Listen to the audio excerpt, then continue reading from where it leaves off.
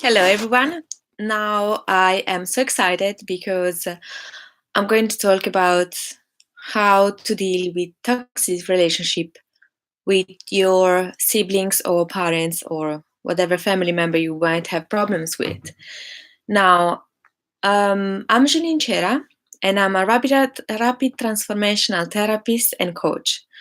So many of my clients had or have issues with their family members, and it's either a parent usually or siblings who had or is giving a hard time, or sometimes even an uncle or a grandmother, whatever, or even I don't know, stepmother or stepdad. Now,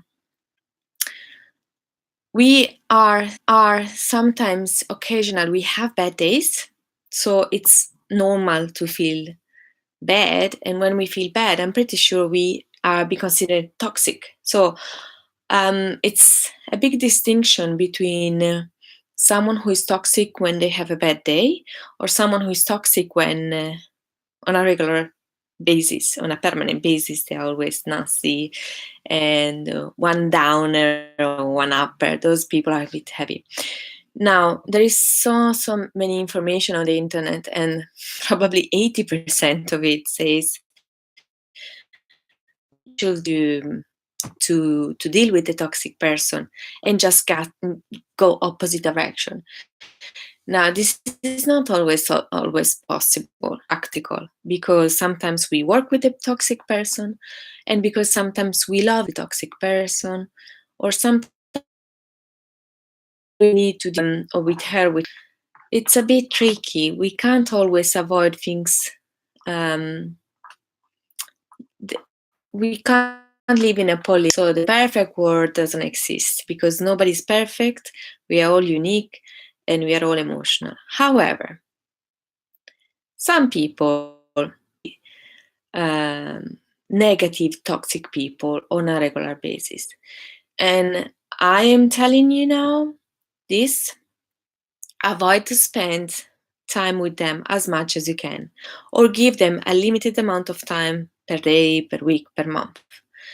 If you're an adult and your parent is a toxic person, you don't need to see them. It's up to you your time to them. But if you, every time they give you a hard time, you can always get away from that situation. And need to be there to get their abuses. So the best way, for example, family member, like is to get over your boundaries.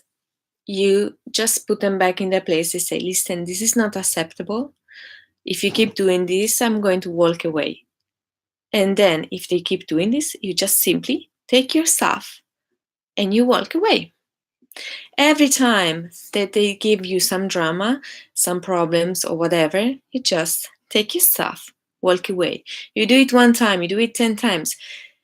Eventually they will get bored of this game, because if for them it's more usually as a game, like for example narcissists and sociopath, they do this as a game. So it's like they always want drama, they want a reaction, so they try to poke you till they get the drama. So when you get upset or angry, they win. So don't give any emotions to them. It's like, don't play that game, just take away yourself from that. And if you decide that that person is too toxic, then cut them loose. It happens every day all over the world that people get huge a-holes.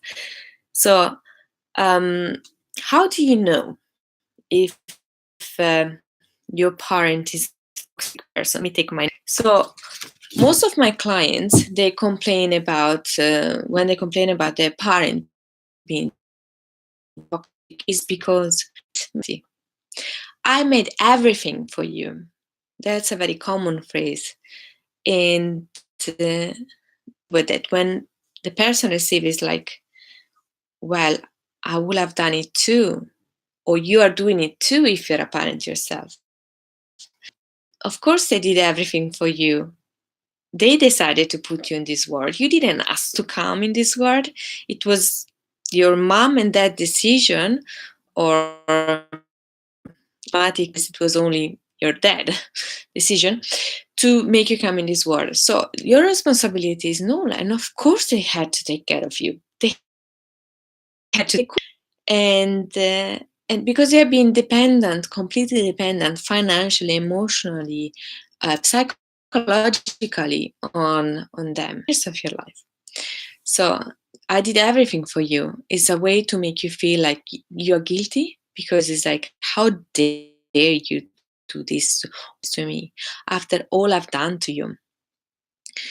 Another way that you can understand if your parent is a toxic person is if you deeply sensitive information to them that maybe they have taken out of you with some blackmailing, or just simply you just told them something very personal, and then this info that you revealed are getting told to the neighbors, to other relatives, to the person at the supermarket.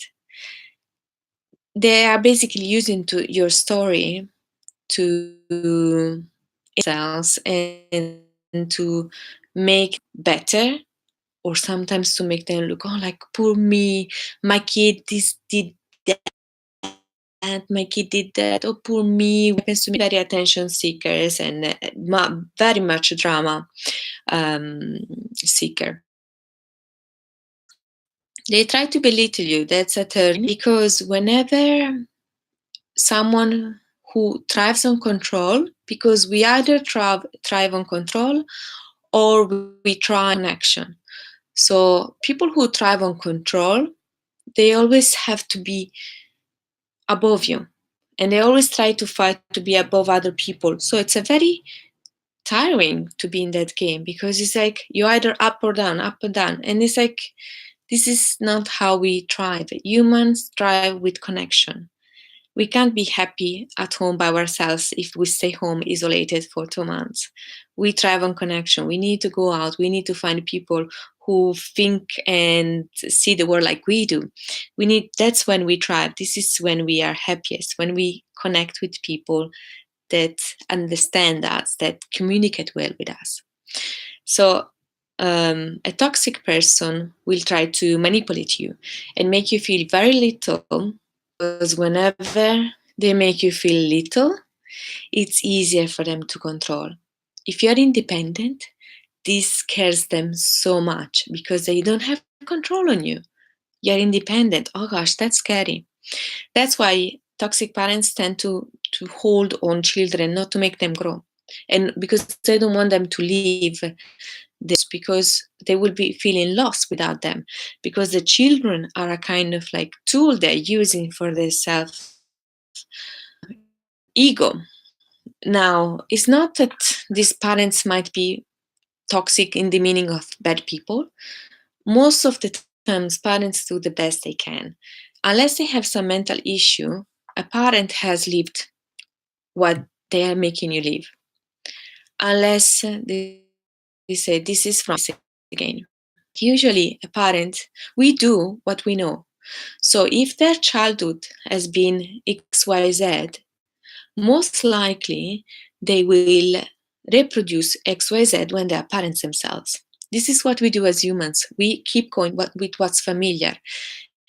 If abuses was familiar to them in their childhood, unless they have decided this is too painful, I don't want nothing to do with that, this is an option. If they follow the option familiar, they will be abusing their own children.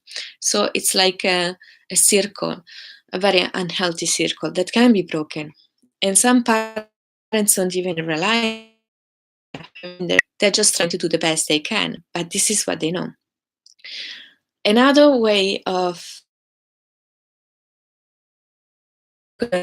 is complaints. Oh, your brother is so much smarter than you. Your sister is such a good athlete. Whatever it is, this is a terrible wound injury for the kid, because we want to be loved for who we are, not because our sibling is parents proud and happy, and then we are like, oh, we are less lovable than them. No, a parent should love any children at the same level.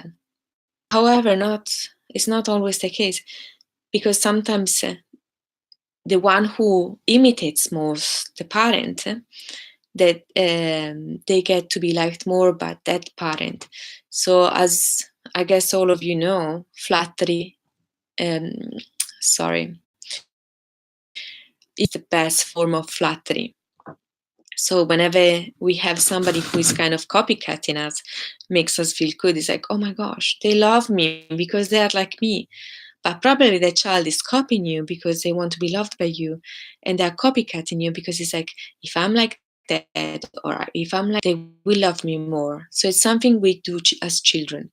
However, it's not fair for a parent to compare apples and pears. There is no exactly the same in the world.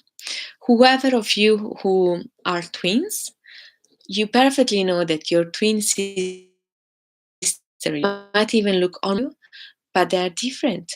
They are not completely identical, and the personality are different. You like different things, you like different food. It's like we are different, unique. So it's not fair to compare melons with apples with pears. I'm making the metaphor with fruit. But this is to say, accept with all their quirks and all their unicity, because we are all different and we all deserve to be loved.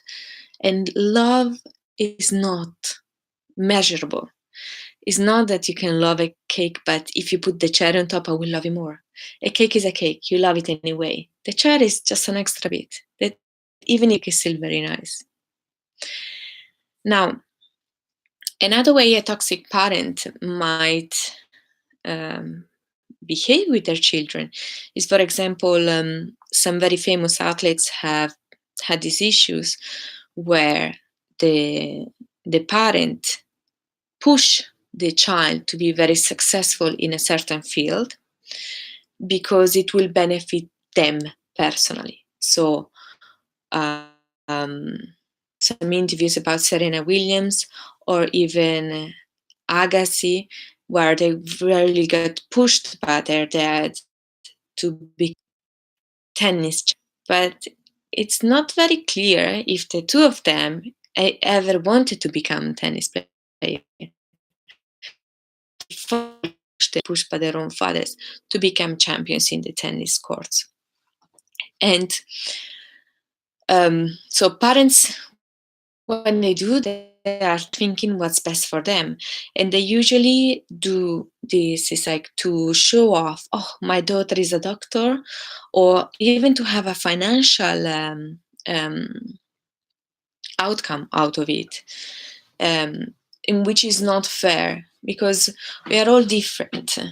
And if your mother never became a doctor because she started to give birth to your siblings and then it's not, and that was her dream, is not yours. And she can still study if now there is internet. If she would like to be, she's already retired or it's too late to become a doctor because she has already a full-time day job. But if she still loves it, she can still go on Google and Google issues. Now with internet, there is no excuses. Whatever you love to do, you can do it in your free time. So it's not fair to make your children feel guilty because I give up everything for you. It's like, it's not my fault. You decided, you were the adult who decided to make me come in this world. One last bit of a toxic parent is when they say to you, do what I say. But whenever you fail, even if you fall, you try to, so you try, or you think you don't have options, so you do what they say, and then when you fail, it's your fault. That's always a sign of a toxic parent. Bullies. Some parents are bullies, some siblings are bullies. The truth about bullies is a bully has always been bullied themselves. Now, this is not to justify them, but is to explain how from a they become the bullied. Some people get bullied and they decide this is not wrong. I don't want to keep perpetrating it, and they stop it. But some people say, "Oh, this is how life works.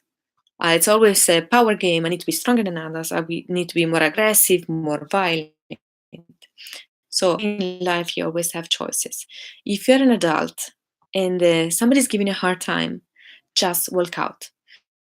If you are a child, parents, and one of them is toxic, then I'm afraid there is much little that you can do. However, if you're in a dangerous position or they are abusing, that means emotionally or psychologically or physically, you need to ask for help. I hope you found this video helpful. Thank you ever so much for tuning in. And if you would like to contact me, comment in the comments below, or email janinecera.com, which is JANINE, C for Charlie, ERA.com. So that's my website. So if you need to contact me to ask me more questions, or you would like to get some traumatic experience with toxic people, I might be able to help you. I wish you everybody a lovely weekend, and thank you for tuning in. Bye.